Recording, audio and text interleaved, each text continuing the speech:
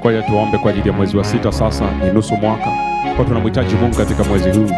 Bwana Yesu akatembea na sisi katika mwezi huu wa 6, kuanzia tarehe ya kwanza ya mwezi wa 6 mpaka tarehe ya mwisho wa mwezi wa 6. Bwana Yesu akatembea na sisi, tukauone mkono wa Bwana mwezi huu wote wa 6. Baraka za Bwana zikaambatane na sisi kuanzia tarehe 1 ya mwezi wa 6 mpaka tarehe ya mwisho ya mwezi wa 6.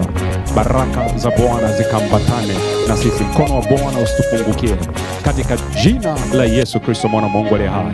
Bwana Yesu akaonekane katika mwezi huu wa 6 katika kila eneo la maisha yako. Bwana akaonekane kwako katika jina la Yesu Kristo mwana wa Mungu aliye hai. Bwana akakuonekane kwenye uchumi wako. Bwana akaonekane kwenye afya yako.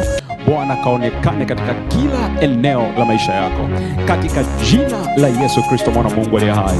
Katika maisha yako ya kiroho, Bwana Yesu akaonekane, usiwe kama ulivyokuwa mwezi uliopita.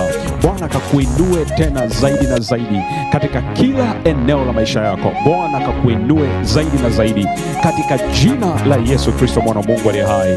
Kibali cha Bwana kikatembea na wewe. Kibali cha Bwana kikatembea na wewe mwezi huu wote katika jina la Yesu Kristo.